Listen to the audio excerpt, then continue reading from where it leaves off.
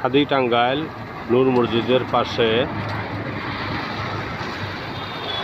বাজিতপুর সমাজের কবরস্থান।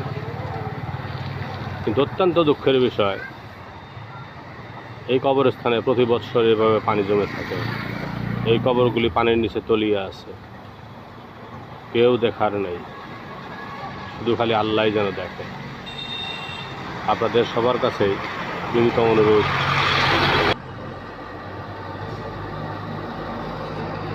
দেখেন, আপনারাই বিচার করেন।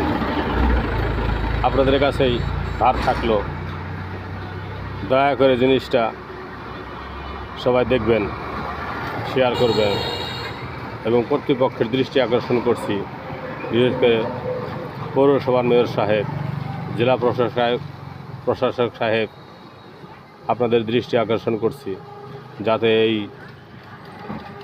কবরস্থানটিতে মাটি ভরাট করে